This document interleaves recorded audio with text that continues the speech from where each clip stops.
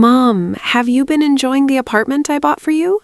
My son asked with a warm smile, as if he had just given me the greatest gift in the world. And in that exact moment, I realized there was something in my life I had never received, something that everyone else believed I already had. I froze with my fork halfway to my mouth, the soft clink of silver against porcelain suddenly sounding too loud in the quiet dining room. And for a second, I thought I must have misheard him, that maybe grief or age had started playing tricks on my mind, because at 72, you begin to question your memory before you question your own child. I'm sorry, Daniel, I said slowly, setting my fork down with careful precision. What apartment are you talking about? His smile faltered just slightly, not enough for anyone who didn't know him as a baby, as a boy who used to run into my arms after school, but enough for me to notice. Enough for something cold to settle in my chest. Across the table, Sophia shifted in her chair, the movement subtle, almost graceful, but her fingers tightened around her wine glass just a little too firmly. The one on Westlake Avenue, Daniel said, letting out a small laugh like this was a harmless misunderstanding. I had it set up for you last year, remember? 2 bedrooms, elevator building, close to the park you like. I stared at him, searching his face for any sign that this was a joke, but there was none. Only confusion now, creeping into his expression as he tried to reconcile my reaction with whatever version of reality he believed in. Daniel, I said, and I could hear how steady my voice sounded, even though my hands had started to tremble slightly in my lap. I've never seen any apartment on Westlake Avenue. I've never been given any apartment. The silence that followed felt heavy, like the air itself had thickened, and for the first time that evening, I became acutely aware of everything around me. The soft hum of the refrigerator in the kitchen, the faint ticking of the clock on the wall, the way the candlelight flickered against the polished wood of the table. I had set myself that morning because it was my birthday, and I had wanted everything to feel normal, warm, like family. Daniel leaned back slightly in his chair, his brows drawing together as he processed what I had just said. That's not possible, he murmured, more to himself than to me, already reaching for his phone like he did whenever something didn't make sense in his carefully structured world. Sophia stood up abruptly then, her chair scraping softly against the floor. I just remembered I need to make a quick call, she said, her voice light but a touch too quick, too rehearsed. I'll be right back. She didn't wait for a response, didn't meet my eyes as she walked toward the hallway, her heels clicking against the hardwood floor in a rhythm that felt almost urgent. I watched her go, something deep inside me beginning to shift. Not panic, not yet, but awareness, the kind that builds slowly, piece by piece, until it becomes impossible to ignore. Daniel was scrolling through his phone now, his movements faster, sharper. Mom, I have the paperwork, he said, his voice tightening. The purchase confirmation, the transfer records, everything was handled through my assistant. You should have received the keys, the documents, even monthly support for maintenance. Monthly support. The words echoed in my mind, strange and foreign, because for the past year, I had been counting every dollar, choosing between filling a prescription and paying the electric bill, wearing the same coat through winter because I couldn't justify buying a new one. I clasped my hands together to keep them from shaking. Daniel, I said quietly, I haven't received anything from you except the occasional phone call. He looked up at me then, really looked, and whatever he saw on my face must have unsettled him because the certainty in his expression began to crack, just slightly. That doesn't make any sense, he said, almost whispering now, and I turned my gaze toward the hallway where Sophia had disappeared, the silence stretching longer than it should have for a simple phone call. And in that moment, sitting at my own birthday dinner, surrounded by the illusion of family, I understood one thing with absolute clarity. Something in this story had been carefully hidden from me, and whoever had hidden it never expected me to ask the right question. I had spent the past year learning how to stretch every dollar in ways I never thought I would have to at this stage of my life. And the strange part was that I had convinced myself it was normal, that this quiet struggle was simply what aging alone looked like. The small one-bedroom apartment I rented sat on the 3rd floor of an old building with no elevator, the kind where the hallway lights flickered if you did not wait a second after flipping the switch. And every time I climbed those narrow stairs with a bag of groceries in one hand and my purse in the other, I told myself it was good exercise, that it kept me strong, even when my knees ached halfway up and I had to pause at the landing to catch my breath. The rent had gone up twice in the past year, just small increases, nothing dramatic, but enough that I began to calculate everything more carefully. I stopped buying fresh flowers for the kitchen table, something I had done every week for decades. I switched to the generic brand for almost everything at the grocery store, and there were nights when I stood in front of the refrigerator, staring at what was inside, trying to decide if I could make it last one more day before going shopping again. My doctor had prescribed medication for my blood pressure 6 months earlier, and I remember sitting at the pharmacy counter, holding the small white bag in my hands, doing the math in my head, realizing that if I filled that prescription every month, I would have to cut back somewhere else. So I started taking it every other day instead, convincing myself that it was close enough, that it would still help, because that is what you do when you believe you have no other options. Daniel called occasionally, always brief, always polite, asking how I was doing in that careful tone people use when they expect a simple answer. And I always gave him one. I told him I was fine, that everything was good, that I was managing just fine on my own, because I did not want to sound like a burden, and because somewhere along the way, I had learned that mentioning problems only made conversation shorter. Sophia would sometimes be in the background of those calls, her voice light and distant, asking him if he was ready to leave or reminding him about some event they had to attend. And I would hear the subtle shift in his attention, the way he would start to rush, wrapping up the conversation with promises to call again soon, promises that always sounded sincere in the moment, and then quietly faded into weeks of silence. I never questioned it, not out loud. I told myself they had their own lives, their own responsibilities, that this was simply how things changed over time. I even defended them in my own thoughts when the loneliness felt heavier than usual, reminding myself of how hard Daniel had worked to build his success, how proud his father would have been, how I should not expect him to carry me along with that life. There were small things that did not quite make sense, moments I noticed but quickly dismissed, like the time the building manager mentioned that a certified letter had come for me months earlier and had been returned because no one claimed it, or the occasional call from a number I did not recognize that would hang up before I could answer, or the one afternoon when I checked my mailbox and found it empty, even though I was certain I had not collected the mail the day before. But each of those moments passed quickly, filed away as minor inconveniences, nothing worth worrying about, because it is easier to believe that things are disorganized than to believe they are deliberately wrong. And now, sitting at that table, listening to my son talk about documents and transfers and monthly payments that I had never seen, those small moments began to resurface, one by one, like pieces of a puzzle I had not realized I was collecting. My hands rested calmly in my lap, but my mind had started moving in a different way, slower, more deliberate, tracing back through the past year with a clarity that had been missing before. And for the first time, I allowed myself to consider a possibility I had avoided until now, that this was not a misunderstanding, that nothing had been lost or misplaced by accident, that somewhere between what Daniel believed he had given me and the life I had actually been living, there was a gap wide enough that it could not be explained by simple error. And as I lifted my eyes toward the hallway again, toward the place where Sophia had disappeared, I felt that quiet shift settle deeper inside me. Not panic, not even anger, but something steadier, something colder. The kind of awareness that comes when you realize you had been standing in the middle of a story without ever being told your role in it.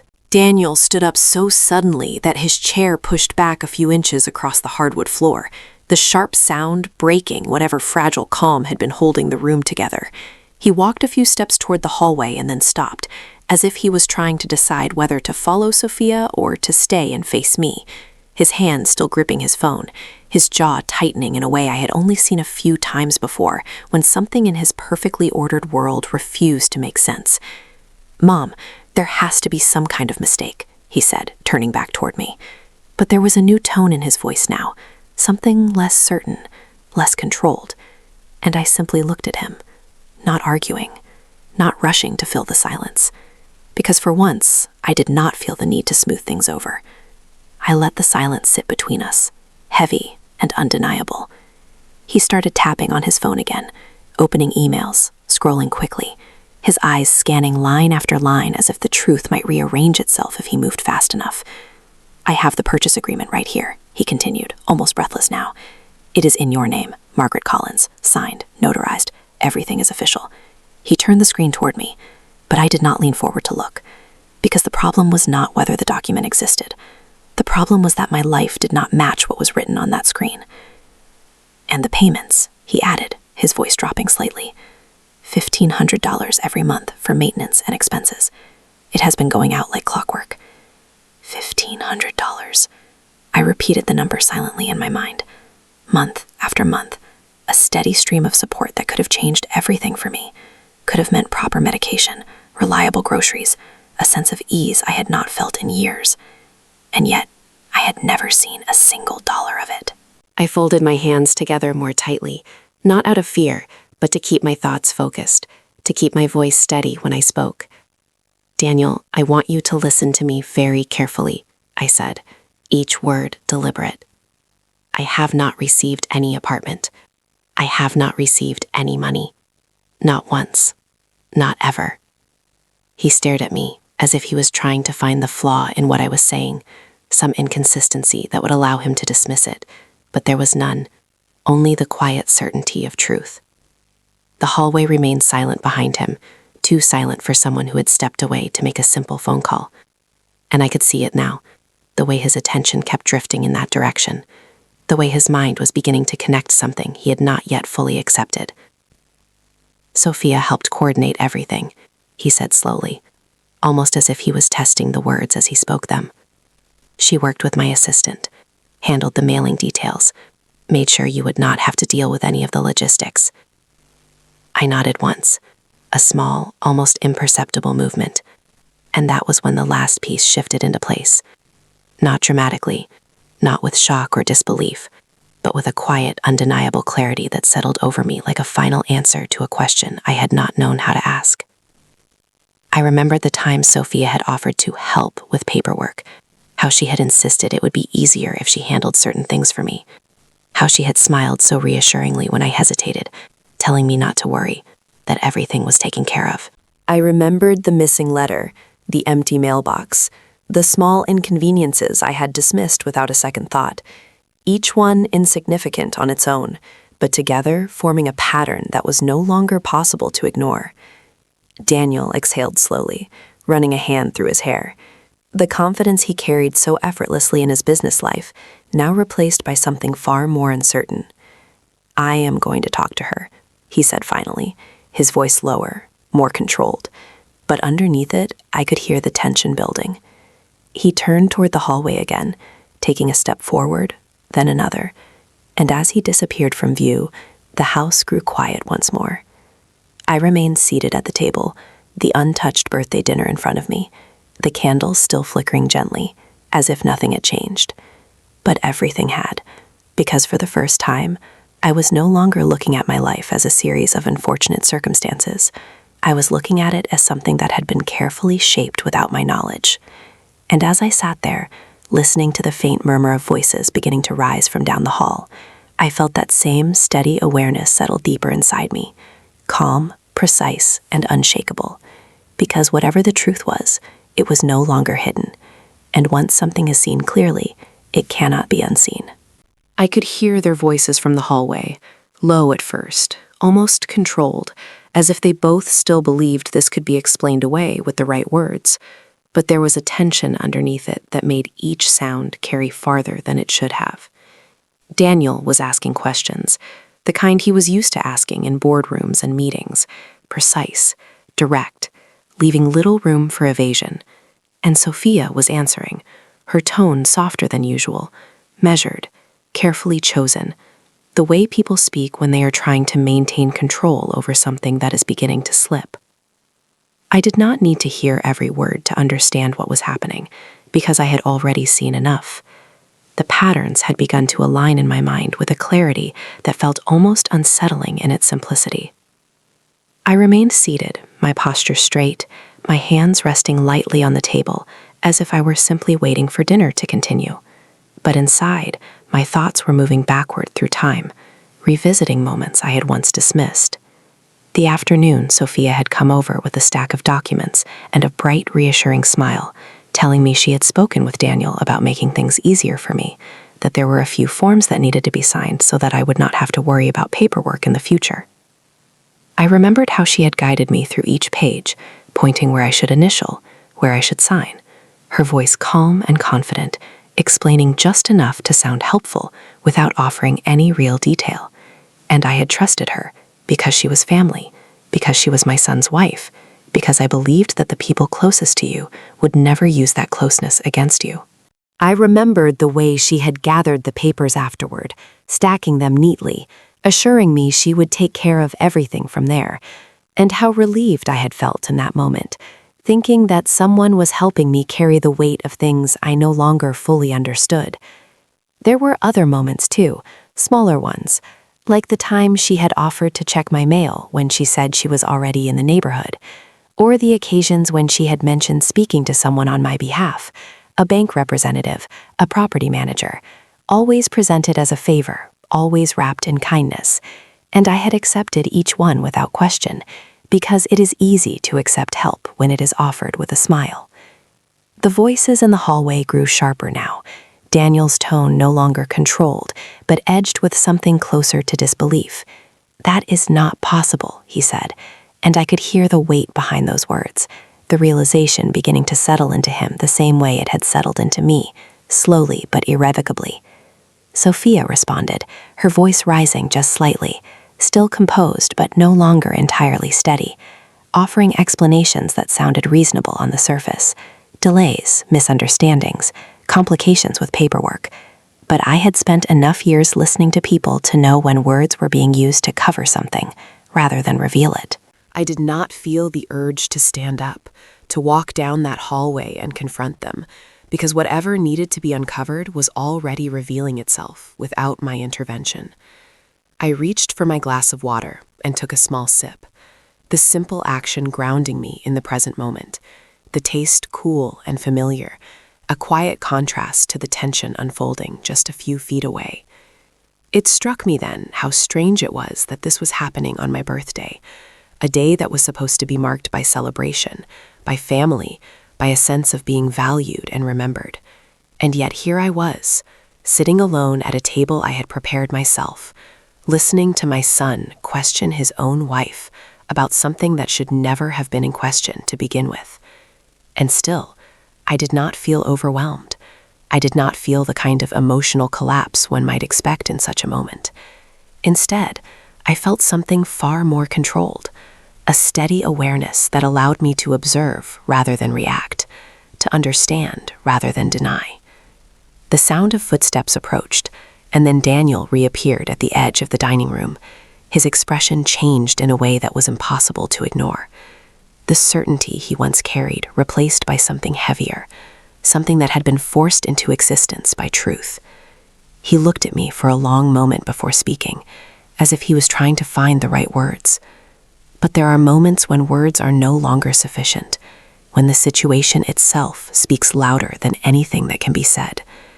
And in that silence, I realized that whatever came next would not be about discovering what had happened, because that part was already clear. It would be about what each of us chose to do now, that the truth was no longer hidden. Daniel did not sit down when he returned to the dining room. He remained standing, just a few steps away from the table, as if the distance between us now carried more meaning than it ever had before. His shoulders were tense, his phone still in his hand, but he was no longer looking at it. He was looking at me in a way that felt unfamiliar, as if he was seeing me clearly for the first time in a long while.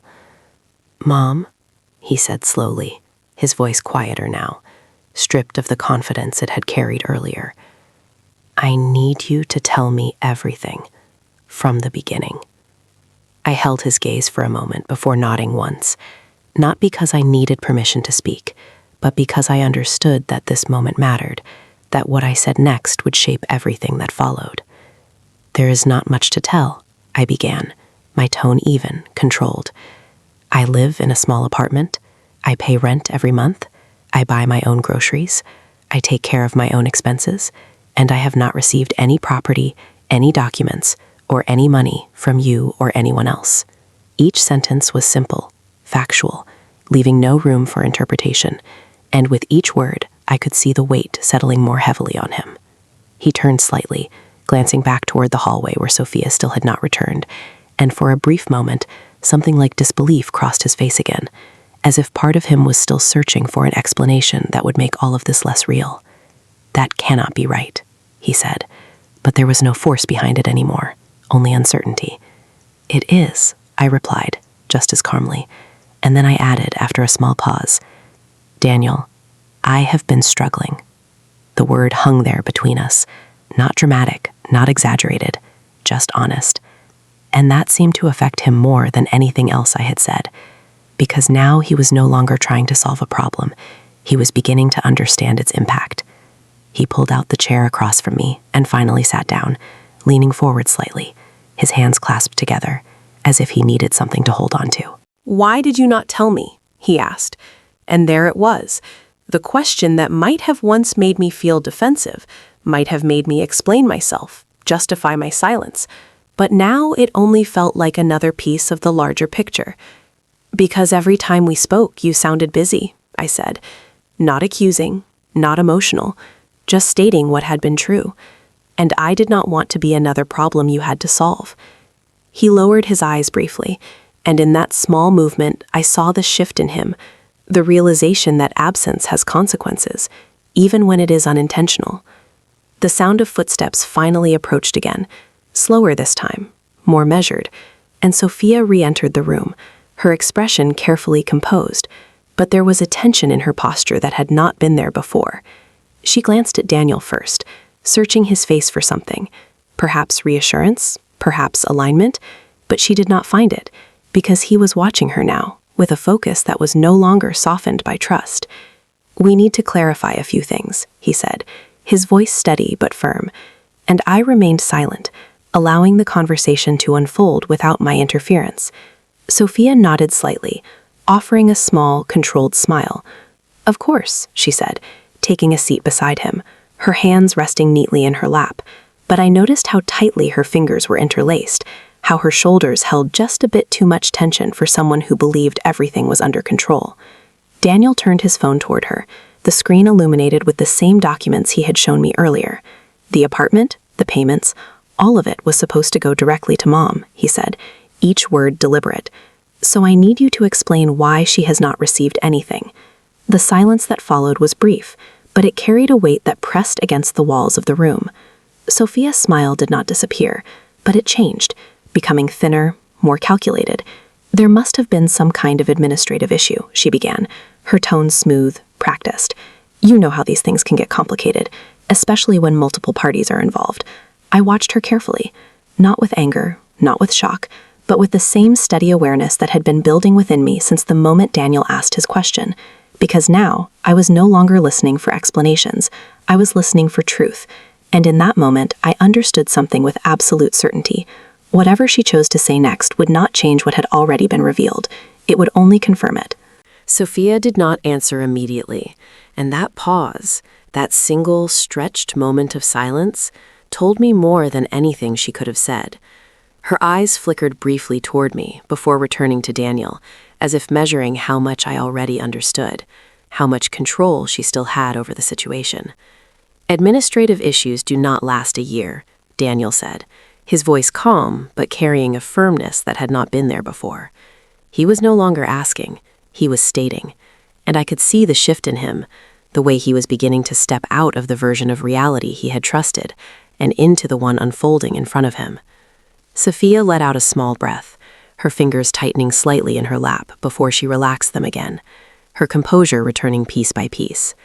"It is not as simple as you think," she replied, her tone still smooth, but there was a faint edge now, something defensive just beneath the surface.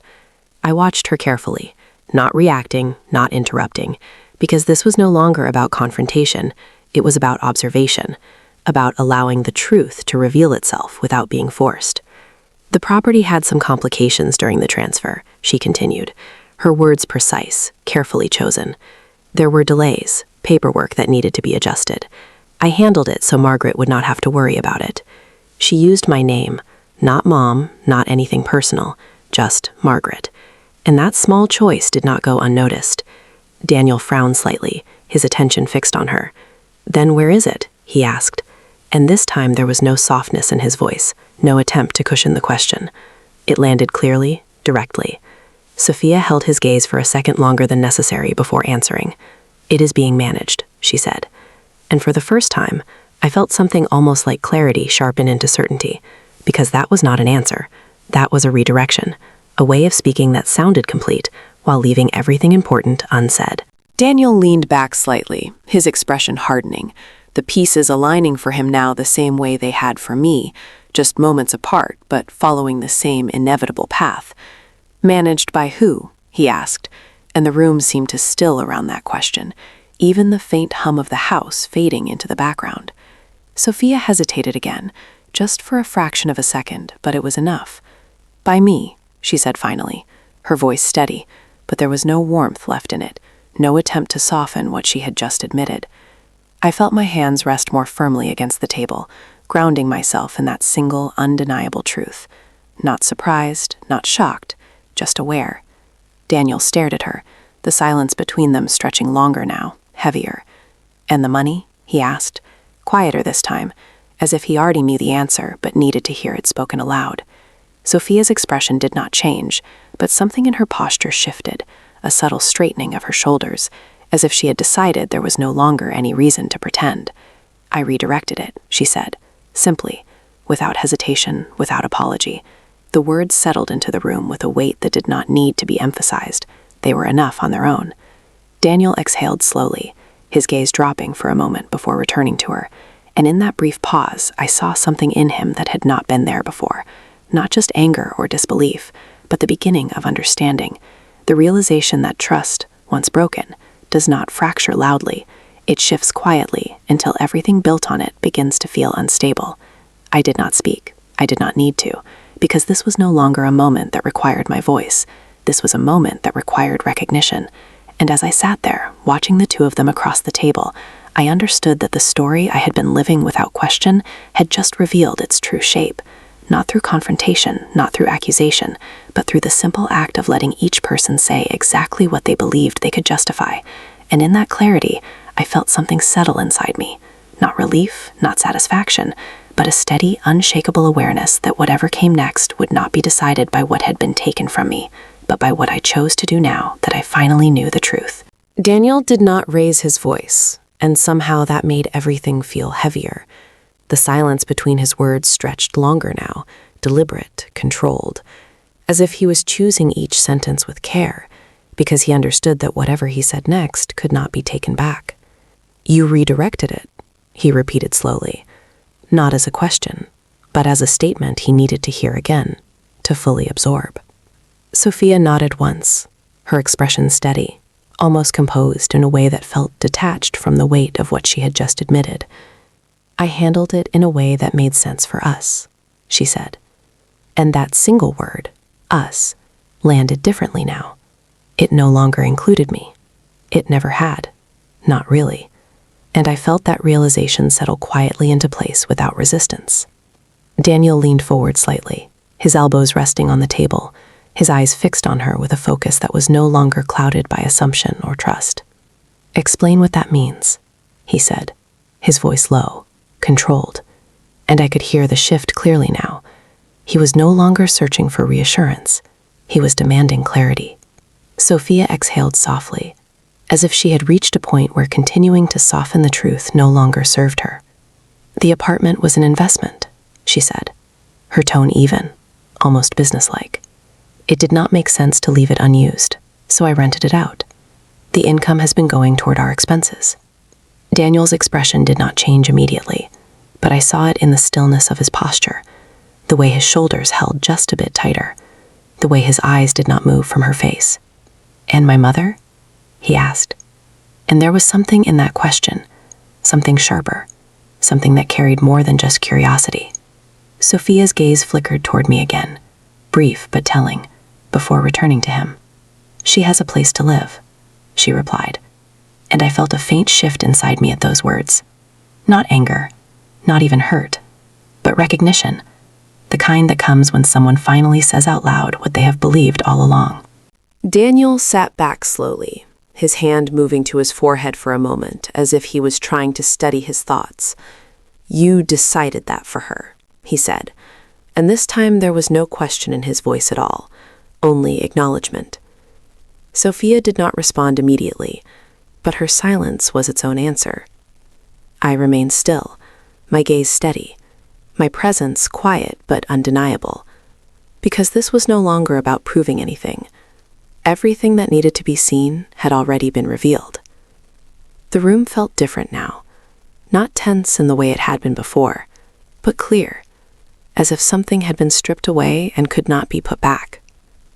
Daniel lowered his hand and looked at me again, and for the first time that evening, there was something in his expression that resembled understanding. Not just of the situation, but of me, of what I had been living through without ever asking for help. "Mom," he said softly, and I could hear the weight behind that single word, the recognition of distance, of absence, of things left unspoken for too long. I did not respond right away, not because I did not hear him, but because I wanted to choose my response carefully, to match the clarity that had settled inside me. "I managed," I said finally, my voice calm, even. And that was the truth. I had managed. I had adapted. I had endured without knowing why things felt harder than they should have. Daniel's jaw tightened slightly, and he turned back toward Sophia, the shift in him now complete, the uncertainty replaced by something more grounded, more decisive. "This is not something you get to decide," he said, his tone firm, leaving no space for interpretation. Sophia held his gaze, her composure still intact, but there was a subtle change now, a tension beneath the surface that had not been there before, as if she was beginning to realize that the balance she had maintained was no longer stable. I watched them both, not as someone caught in the middle, but as someone who had stepped outside the illusion entirely, and in that quiet, steady awareness, I understood something with complete certainty.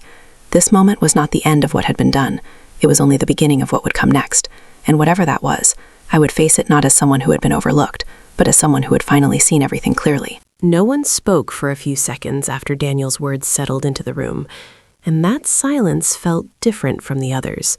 Not uncertain, not searching, but final in a way that made everything before it seem distant, like something that had already passed. Sophia sat very still beside him, her posture straight, her expression composed. But there was a tightness in her face now, something restrained, something calculating, as if she was measuring what could still be controlled and what had already slipped beyond her reach. Daniel did not look at her anymore, not in the way he had before. There was no softness left, no assumption of shared understanding, only distance, clear and deliberate. I watched him carefully, recognizing that shift, because it was the same kind of clarity that had settled into me earlier, the kind that does not come from emotion, but from realization. "We are going to fix this," he said finally, his voice steady, directed at me now, not at her. And I could hear the intention behind it, the desire to correct something that should never have happened. But I did not respond immediately. I let his words rest between us, examining them in the quiet space of my thoughts. Because fixing something implies that it was broken by accident, and this had not been an accident. This had been a series of choices, made carefully, consistently, over time. "There is nothing to fix tonight," I said, after a moment, my tone calm, measured, and he looked at me, surprised, as if he had expected relief, gratitude, something softer. But I did not feel any of those things. I felt clarity, and clarity does not rush. Sophia shifted slightly in her seat, her eyes moving between us, trying to follow the direction of the conversation, but no longer able to guide it. "Margaret, I think we should all take a step back," she said, her voice returning to that controlled, polished tone she used when she wanted to reframe a situation. "These kinds of misunderstandings can escalate quickly if we do not approach them carefully." I turned my gaze to her then, not sharply, not with confrontation, just steadily, and for a brief second she hesitated, as if she had not expected me to look at her that way, without deference, without uncertainty. "This is not a misunderstanding," I said simply, and the room seemed to quiet again around those words. Daniel exhaled slowly, nodding once as if confirming something to himself, and then he stood up, his movement deliberate, controlled. "I will contact my attorney in the morning," he said, not raising his voice, not looking at Sophia when he spoke. "We will review every document, every transaction, everything." The words were clear, structured, the kind of statement that does not invite debate. Sophia's composure faltered just slightly at that. Not enough for anyone who did not know what to look for, but I saw it, the brief tightening around her eyes, the way her fingers pressed more firmly together in her lap. And in that small shift, I understood that she had not expected this to move beyond conversation, that she had believed she could explain it, manage it, contain it, the way she had managed everything else. But this was different now, because it was no longer contained within her control. I pushed my chair back slowly and stood up, the movement steady, unhurried, both of them turning toward me at the same time, as if they were only just remembering that I was still there, still present in a story that had been unfolding around me without my awareness for far too long. "It is late," I said, my voice even. "I should go home." Daniel took a step forward immediately, concern flickering across his face. "Mom, you do not have to leave. We can—" I raised my hand slightly, not to interrupt him harshly, but to stop the momentum of what he was about to offer, because I did not need to be accommodated in this moment. I needed something else entirely. "I will manage," I said, the same words I had spoken before, but now they carried a different meaning. Not resignation, not quiet endurance, but decision, and I could see that he understood that, even if he did not fully grasp what it meant yet. I reached for my coat, the fabric cool beneath my fingers, grounding, familiar, and as I moved toward the door, I felt that same steady awareness guiding me, not pushing, not pulling, just present. Because this was no longer about what had been taken from me. It was about what I would choose to do with what remained. And as I stepped out into the night air, the cool breeze brushing lightly against my face, I realized that for the first time in a long while, I was not walking away from something. I was walking towards something I had not yet fully defined, but already understood would be mine to decide. The ride home felt longer than usual, even though the streets were familiar and the route had not changed in years. I sat by the window, watching the city pass by in quiet motion, streetlights stretching into soft lines against the glass, people moving along sidewalks with purpose, unaware of how quickly a life can shift when something hidden is finally brought into the light. I did not feel overwhelmed, not the way I might have expected. There were no tears, no sharp waves of emotion, only a steady, grounded awareness that stayed with me as I unlocked my apartment door and stepped inside. The space greeted me the same way it always did, quiet, modest, everything in its place. The small lamp by the couch casting a warm glow across the room, the faint hum of the refrigerator in the background. I set my coat down carefully and stood there for a moment, taking it all in, not with disappointment, not with resentment, but with clarity. Because now I understood that this life I had been living, this careful balancing of expenses, this quiet endurance, had not been the result of circumstance alone. It had been shaped, redirected, decided without me. And yet I had adapted to it anyway. I had made it work. I had found a way forward without knowing the truth. And that realization did not make me feel small. It made me feel certain. I moved to the kitchen and poured myself a glass of water, the simple act grounding me again, the cool taste steady and familiar. And as I leaned lightly against the counter, my mind began to organize everything I had learned, not in fragments, not in confusion, but in a clear, deliberate sequence. The documents Daniel had shown me, the monthly payments that had never reached me, the apartment I had never seen, the quiet decisions that had been made in my name without my knowledge. None of it felt chaotic anymore. It felt structured, intentional, and because of that, it could be addressed.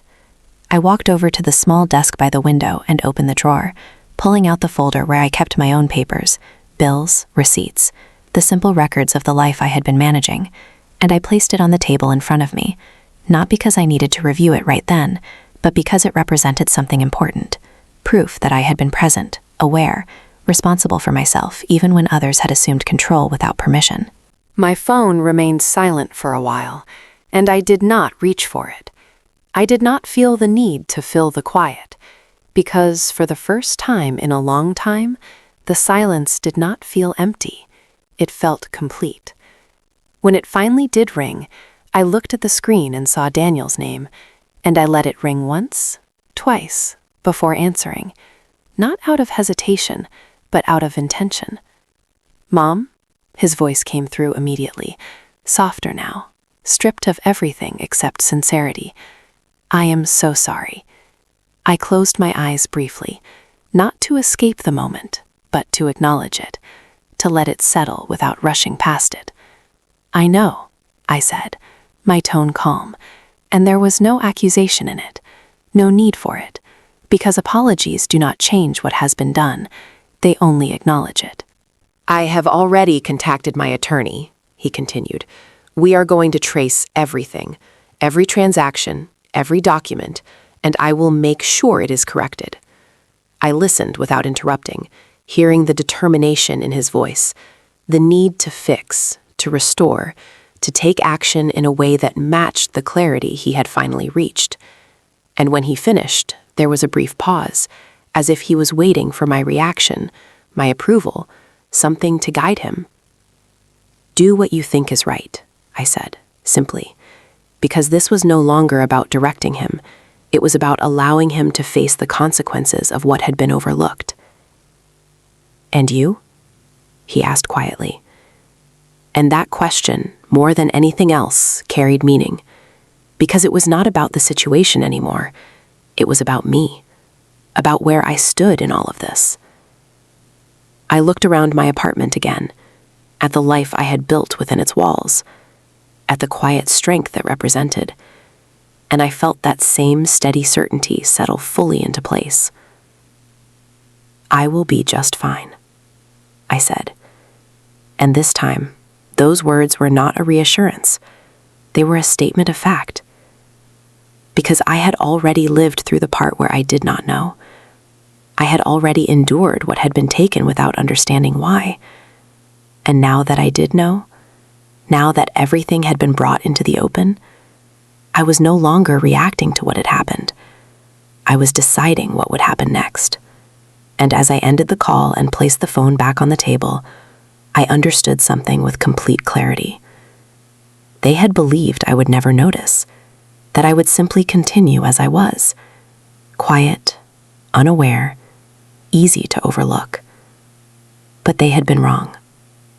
Not because I had uncovered the truth in some dramatic way, but because once it was revealed, I did not break.